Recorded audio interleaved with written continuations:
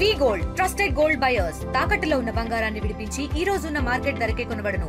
మరిన్ని వివరాలకు సంప్రదించండి 7710 సూపర్ 6 సూపర్ హిట్ ప్రోగ్రామ్ రేపు ఉదయానికి చేస్తున్న నేపథ్యంలో అనంతపురంలో నాయకులందరూ కూడా చేరుకుంటున్నారు. ఇప్పటికే ఏర్పాట్ల మీద పూర్తి స్థాయి పరిశీలన అయితే జరిగింది. దీనికి సంబంధించి ప్రస్తుతం స్థానికంగా ఉన్న ఆంధ్రప్రదేశ్లో ఉన్న టీడీపీ నేతలందరూ కూడా ఇక్కడ చేరుకునే ప్రయత్నం చేశారు. మాజీ మంత్రులు వస్తున్నారు, మంత్రులు వచ్చినారు. తర్వాత ఉదయం నుంచి కూడా ప్రతి ఒక్కరు కూడా సభను ఏ విధంగా ఏర్పాట్లు చేయాల మీద పూర్తిగా నిమగ్నమైన పరిస్థితి అయితే మనం చూస్తున్నాం.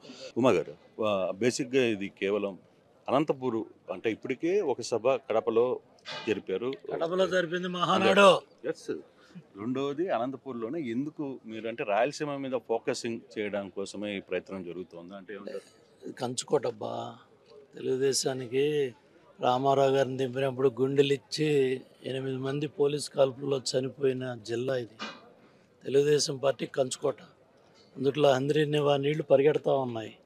కృష్ణమ్మ ఆ నీళ్లు ఆ విధంగా రావాలని కోరుకున్న జిల్లా ఇది. రామారావు గారు మహానుభావుడు పునాదేశాడు. ఇవాళ చంద్రబాబు నాయుడు గారు దాన్ని పూర్తి స్థాయిలో పూర్తి కోట అది వాళ్ళ మరి వైండింగ్ చేయటం కానీ లైనింగ్ చేయటం కానీ బ్రహ్మాండంగా నీళ్లు పరిగెడతా ఉన్నాయి. ఈ శుభ సందర్భంగా చేసిన మంచి కార్యక్రమాలు, విధ్వంసం చూశారు 5 ఏళ్ళు. మీరు అందరూ బాధితులే, మీరు బాధితులే మాతో పాటు. చంద్రబాబు నాయుడు గారిని జైల్లో పెట్టి కూడా ఇప్పటికి 2 సంవత్సరాలు. సో ఇవన్నీ కూడా ఏంటంటే ఈ పాపాలు చేసి జగన్మోహన్ రెడ్డి వాళ్ళ మళ్ళీ కబుర్లు చెప్తా ఉన్నాడు. మీకు నైతిక హక్కు లేదు మాట్లాడటానికి. ఎందుకంటే వాళ్ళ మీకు ప్రజలు 11 సీట్లు ఇచ్చారు. ప్రతిపక్ష హోదా అడుగుతున్నాం, సిగ్గుండాలి. ప్రతిపక్ష హోదా ప్రజలు ఇస్తారు. స్పీకర్ గారు ఇవ్వాలి, లేకపోతే త్రిపులార్ రాజు ఇవ్వాలి, లేకపోతే చంద్రబాబు నాయుడు గారు ఇవ్వాలి. ఏంది ఇదంతా? నీకు ధైర్యం ఉంటే సభకు రా, మాట్లాడు. ఏది దేనికైనా సమాధానం చేయడానికి 164 మంది సిద్ధంగా ఉన్నారు. సిద్ధం అంటావు కదా, మరి వీళ్ళు సిద్ధంగా ఉండి నువ్వెందుకు పారిపోతున్నావు? నువ్వు తాడేపల్లి కొంపలో ప్రెస్ మీట్లు పెట్టుకునే బదులు ధైర్యంగా రా. ఇవాళ మేము ధైర్యంగా గర్వంగా ఇక్కడికి వచ్చి చెప్పుకుంటున్నాం. ఎందుకంటే 45,000 కోట్ల పెన్షన్లు డబ్బులు ఇచ్చాం. ఛాలెంజ్ చేస్తా ఉన్నాం, ఈ దేశంలో ఏ రాష్ట్రం అని ఇస్తా ఉందా? మేము ఇచ్చాం. 45,000 కోట్లు ఇచ్చాం. మొదటి నెలలో 7,000 ఇచ్చాం. ఇప్పుడు 4,000, 6,000, 10,000, 15,000. చెప్పండి, ఈ దేశంలో 10 లక్షల కోట్లు అప్పు చెప్పి వెళ్ళాడు జగన్మోహన్ రెడ్డి. ఐసీయూలో పెట్టి వెళ్ళాడు ప్రభుత్వాన్ని.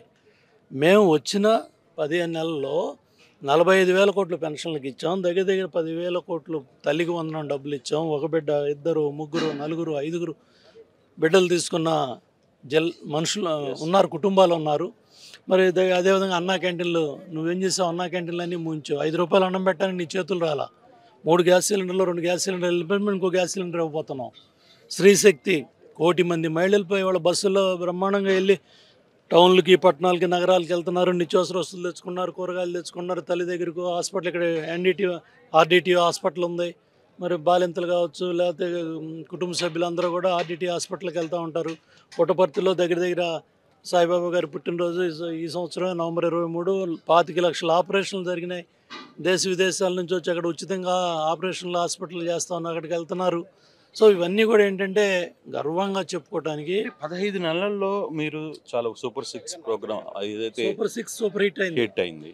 సో ఇది మీరు ముందుగా ఊహించారా? బేసిక్గా అంటే మీరు గవర్నమెంట్కి వచ్చే టైంలో ఉన్న పరిస్థితి, ఆర్థిక పరిస్థితిని సక్సెస్ అయ్యింది, ఇది నిజంగానే మేము చేయగలమనే ఒక ఆలోచన మీకు అనిపించింది? ఆ బ్రాండ్ సిబిఎన్ చంద్రబాబు నాయుడు గారు ఉన్నారు కాబట్టి ఇవన్నీ సాధ్యమైనవి. పవన్ కళ్యాణ్ గారు చెప్తున్నారు, బీజేపీ వాళ్ళు చెప్తున్నారు.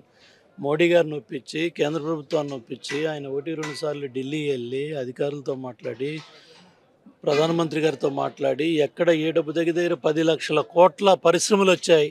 అవన్నీ కూడా ఇప్పుడు రేపు రాబోయే రోజుల్లో అన్నీ ప్రారంభమవుతున్నాయి. దానికి సంబంధించి జిఎస్టీలు డబ్బులు 1,000 కోట్లు రాబోతున్నాయి. ఇవన్నీ కూడా చేసినవి గర్వంగా చెప్తాం, చేయాల్సినవి చేయబోయే కూడా రేపు దశ నిర్దేశం చేయబోతున్నారు. కానీ యూరియా లాంటి ఇష్యూస్ కొంత కాంట్రవర్సీ జరుగుతుంది. ఈరోజు వైకాపా పెద్ద ఎత్తున నిరసనలు చేసే ప్రయత్నం కూడా చేసిన వాస్తవం కాదు. చాలా పెద్ద ఎత్తున యూరియా ఆల్రెడీ గ్రామాల్లోకి వెళ్ళింది. ఇవాళ కూడా దగ్గర 80,000 టన్నులు వచ్చి ఉన్నాయి. రాబోయే కూడా 20,000 టన్నులు రాబోతున్నాయి. కాబట్టి ఎక్కడా కూడా కొరత లేదు. ఏదో సాక్షి పత్రికల్లోనూ ఛానల్లోనూ వాళ్ళు బొదరగొట్టేసి ఏదో హడావుడి చేసి మేము ఉన్నామని చెప్పుకోవడానికి బయలుదేరారు. ఏదైనప్పుడు కూడా చాలా పెద్ద ఎత్తున ముఖ్యమంత్రి గారే శ్రద్ధ పెట్టి ఆ యూరియా కష్టాలు రైతాంగానికి రాకుండా జాగ్రత్తలు తీసుకొని యూరియాను అందుబాటులో తీసుకొచ్చారు. సార్ శ్రీనివాస్ రెడ్డి గారు, మీరు ఒక రైతు నేతగా టీడీపీ విభాగంలో చాలా గట్టిగా పనిచేశారు. ఇప్పుడు మీరు చెప్పండి, ప్రాక్టికల్గా ఈరోజు యూరియా పరిస్థితి ఏంటి? యూరియా అందట్లేదు అనేది వైకాపా బయటకు వచ్చి రోడ్ల మీదకి వచ్చి ధర్నా చేస్తున్న పరిస్థితి, ఏం చెప్పబోతారు? ఇక్కడ రెండు వేరువేరు అంశాలు. యూరియా అందటం లేకపోతే యూరియాకి సంబంధించి కొంత షార్టేజీ రావటం అనేది ఒక ప్యానిక్ అయింది. వాస్తవానికి ఏంటంటే గత సంవత్సరాలతో పోల్చుకుంటే ఈ సంవత్సరం కూడా ఒక ఖరీఫ్ సీజన్కి మనకి యూరియా ఎంత వినియోగంలో ఉందో ఆ వినియోగానికి సంబంధించిందంతా కూడా ఈ రాష్ట్రంలోకి రావటం జరిగింది. ఇక్కడ వైసీపీ ఒక విధ్వంసకరమైనటువంటి పార్టీ.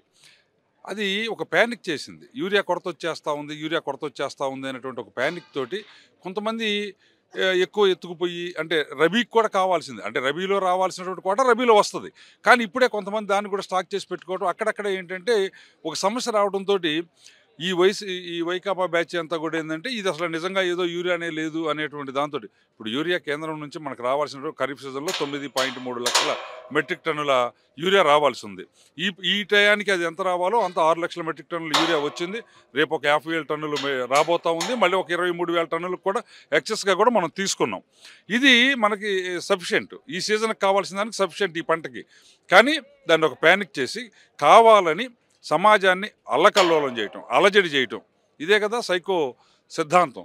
దాన్నే ఫాలో అవుతున్నారు తప్ప వాస్తవంగా రైతులకు అవసరమైనంత మేరకు ఇక్కడ వచ్చింది. ఏదైతే తప్పు జరిగిందో దీన్ని ప్యానిక్ చేయడానికి తప్పు జరిగిందనే దానికి సంబంధించి ఆ తప్పును రెక్టిఫై చేసుకునే ప్రయత్నం అయితే చేశారా? ఖచ్చితంగా. అంటే ఇక్కడ తప్పు ఏదో బ్లాక్ మార్కెట్లోకి పోవటమో ఇంకొక రకంగా తప్పు జరగటమో కాదు ఇక్కడ ఉన్నది. ఇక్కడ జరిగింది ఏంటంటే రైతులు ప్యానిక్ అవ్వడానికి కొద్దిగా ఎక్కువ స్టాక్ పెట్టుకున్నారు. వాళ్ళందరితో కూడా మాట్లాడుతూ ఉన్నాం. మళ్ళీ ఇప్పుడు బజార్కి వచ్చే వాళ్ళు కూడా ఎక్కువ స్టాక్ కోసం వస్తున్నారు.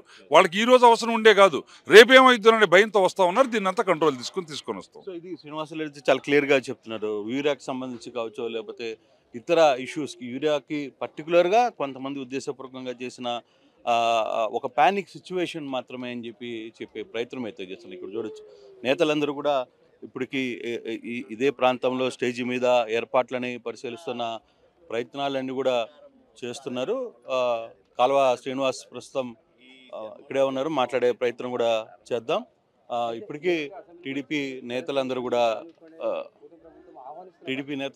స్టేజీ దగ్గర ఉన్న, అంటే రేపు జరగబోయే సభ ఏదైతే ఉందో ఈ సభకు సంబంధించిన ఏర్పాట్లన్నీ కూడా చేయడానికి పూర్తి స్థాయిలో ఉన్న పరిస్థితి అయితే ఉంది. సో దీనికి సంబంధించి ఒకసారిగా అంటే రేపు దాదాపుగా 4 లక్షల మంది ఈ సభకి హాజరయ్యే పరిస్థితుల్లో ఎక్కడ ఎటువంటి పొరపాట్లు జరగకూడదు అనేది శ్రీనివాస్ గారు ఏ విధంగా చూస్తారు? ఇప్పుడు రేపు మీరు చాలా ప్రశ్న ఇష్యూగా తీసుకున్నారు. 4 లక్షల మందిని ఈ సభకి తరలించి ఏర్పాట్లు చేస్తున్నారు. అందులో మీ జిల్లాలో ఒక పెద్ద సభని ఇక్కడ నిర్వహించాలి అనేది ఉమ్మడి అనంతపురం జిల్లాలో మీ ప్లాన్ ఏంటి? మీ ప్లాన్ ఆఫ్ యాక్షన్ ఏంటి? మేము మామూలుగా తెలుగుదేశం పార్టీ కార్యకర్తలు, జనసేన పార్టీ కార్యకర్తలు, బీజేపీకి సంబంధించిన కార్యకర్తలు వస్తారనుకుంటే ఈరోజు రాజకీయాలకు సంబంధం లేకోకుండా ఎవరి పనులు వాళ్ళు చేసుకునే రైతులు, మహిళలు స్వచ్ఛందంగా మాకు వాహనాలు సమకూర్చండి, మేము కూడా చంద్రబాబు నాయుడు గారు సభకు వస్తాం అని డిమాండ్ చేస్తూ ఉన్నారు. అంటే ఈ వాతావరణము రాజకీయాల్లో చాలా అరుదుగా కనిపిస్తుంది. ఒక ముఖ్యమంత్రి హోదాలో అధికారంలో ఉన్నప్పుడు చంద్రబాబు నాయుడు గారు రావడం, అట్లాగే డిప్యూటీ సీఎం హోదాలో పవన్ కళ్యాణ్ గారు రావడం, లోకేష్ బాబు గారు రావడం, అట్లాగే బీజేపీ మాధవ్ గారు రావడం, ఇదంతా కూడా ఒక అరుదైన కార్యక్రమం. ఇప్పుడు ఈరోజు కేంద్ర సహకారం లేకపోతే రాష్ట్రం నడిచే పరిస్థితి లేదు. కేంద్రం అన్ని రకాలుగా సహకరిస్తూ ఉంది కాబట్టి మనము వెంటిలేటర్ మీద నుంచి బయటికి తీసుకొచ్చాం ఆర్థిక వ్యవస్థని. అట్లాగే సంక్షేమం ఊహించలే ప్రజలు. 10 లక్షల కోట్ల రూపాయలు జగన్మోహన్ రెడ్డి అప్పు మోపిపోతే చంద్రబాబు నాయుడు గారు వచ్చిన తొలి నెలల్లోనే 3 నెలల బకాయితో సహా 7,000 పెన్షన్ ఇస్తారని ఎవరు ఊహించలే. అట్లాగే 6,000, 10,000, 15,000. ఈరోజు ఎంబీఏ చదువుకున్న వాళ్ళు, లేకపోతే బీటెక్ చదువుకున్న పిల్లలు బెంగళూరుకు పోయి 30,000 రూపాయలకే పనిచేస్తూ ఉన్నారు. వాళ్ళు 10,000, 15,000 ఇంటికి పంపించే పరిస్థితి లేదు. కానీ ఎలాంటి పని చెయ్యలేక పూర్తిగా మంచానికే పరిమితమైపోయిన వ్యక్తికి ఇస్తున్న 15,000తో కుటుంబం ఈరోజు బ్రహ్మాండంగా బతుకుతుంది. అది చంద్రబాబు నాయుడు గారికి పేదల పట్ల ఉన్న తిరుగులేని ప్రేమ. అంటే కాబట్టి ఇవన్నీ కూడా సమాజంలో చర్చనీయాంశాలు. చంద్రబాబు నాయుడు గారు కాబట్టే ఈ రాష్ట్రాన్ని ఈ జిల్లాకి హంద్రీనివా వాటర్ రావడం Yes. ఎలా చూస్తారు దీన్ని? హంద్రీనివా సుజల స్రవంత్ అనేది మహనీయుడు ఎన్టీ రామారావు గారి కళల ప్రతిరూపం. అది దాన్ని చంద్రబాబు నాయుడు గారి చేతుల మీదుగా ఈరోజు ఫలాలు అందుకుంటా ఉన్నాం. కియా రావడం చంద్రబాబు నాయుడు గారి కృషి. హంద్రీనివా జలాలు గొల్లపల్లి రిజర్వాయర్లో నింపాము కాబట్టి కియా వచ్చింది. అట్లా టైం బౌండ్ పెట్టుకొని 100 రోజుల్లో 3,000 కోట్ల రూపాయల పనులు చేయడం అనేది ఎవరికి సాధ్యం కాదు ఈ దేశంలో. మొన్న నరేంద్ర మోడీ గారు ప్రధానమంత్రి గారు ఒక గొప్ప విషయం చెప్పారు. పెద్ద పెద్ద పనులు చేయాలంటే చంద్రబాబు నాయుడు గారికి ఉన్న ప్లానింగ్ ఈ దేశంలో ఎవరికీ లేదు. అట్లాంటి గొప్ప ప్లానింగ్ ఉన్న నాయకుడు, గొప్ప కళలుగానే నాయకుడు, ఆ కళలను సాకారం చేసుకున్న నాయకుడు చంద్రబాబు నాయుడు గారు. కాబట్టే అనంతపురం జిల్లా ప్రజలు గుండెల్లో పెట్టుకొని చూసుకుంటా ఉన్నారు చంద్రబాబు నాయుడు గారిని. ఆయన రావడం అనేది అందరికీ కూడా ఒక పెద్ద పండగ. ఆ పండగలో అందరూ భాగస్వాములు కావాలి. రాష్ట్రంలో మీరు ఇచ్చిన సంక్షేమ పథకాలు దాదాపుగా కొన్ని కోట్ల మందికి చేరిన పరిస్థితి అయితే ఉంది. ఆ కోట్ల మందికి రెస్పాన్సిబిలిటీ వాళ్ళందరూ ఈ సంక్షేమ పథకాలు ఈ 15 నెలల్లో అందుకున్నారు కాబట్టి దానికి కృతజ్ఞతగా ఇంత పెద్ద ఎత్తున ఇక్కడికి హాజరయ్యే పరిస్థితి ఉంది అని అనుకుంటున్నారు. తప్పకుండా మీరు చూస్తారు కదా, రేపు మొత్తం ఈ ప్రాంతంలో ట్రాఫిక్ అంతా కూడా ఎక్కడికక్కడ ఆగిపోతుంది. ఎవరైతే 12 గంటల లోపల రాగలుగుతారో వాళ్ళే ప్రాంగణంలో అడుగు పెట్టగలుగుతారు. 12 దాటితే ఈ ప్రాంగణంలోకి వచ్చే పరిస్థితే ఉండదు.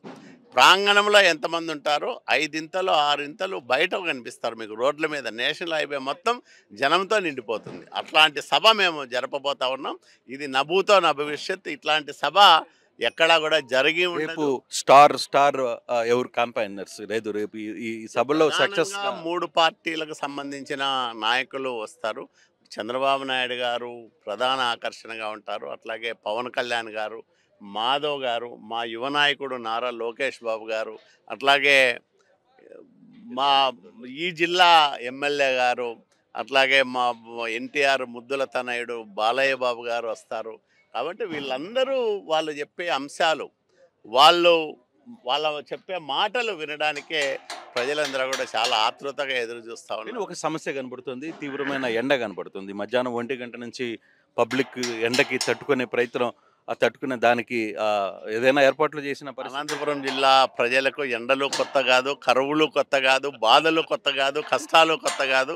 మా నాయకుడు చంద్రబాబు నాయుడు గారు వస్తారంటే ఈ ఎండనే కాదు, ఎంత పెద్ద ఎండనైనా భరిస్తాం. ఆ నాయకుడు చెప్పే మాటలు వింటాం. ఇది శ్రీనివాస్ చాలా క్లియర్గా చెప్తా ఉన్నారు. మాజీ మంత్రి కాల్వ శ్రీనివాస్ మాట్లాడుతూ ఎండ అనంతపురం జిల్లాలో లేకపోతే అనంతపురం ప్రజలకు మాకేం కొత్త కాదు. ఇక్కడ జరిగే ప్రతి ఒక్క ప్రోగ్రాం కూడా రేపు పెద్ద ఎత్తున పబ్లిక్ ఎయిడ్కి రాబోతుంది. అనంతపురం స్తంభించబోతుంది. అందులో మరోవైపు కీలక నేతలందరూ కూడా, కూటమి ప్రభుత్వంలో కీలక నేతలందరూ కూడా ఇక్కడికి హాజరయ్యే పరిస్థితి చాలా స్పష్టంగా కనపడుతుంది అనేది చెప్తున్న పరిస్థితి. ఫోటో స్టూడియో తెలుగులో న్యూస్ కి ఫాస్టెస్ట్ యాప్ ఇప్పుడు టోటలీ న్యూ అవతార్లో జస్ట్ 5 seconds లో కంప్లీట్ న్యూస్. సోషల్ మీడియాలో ట్రెండ్స్ కి వన్ స్టాప్ సొల్యూషన్.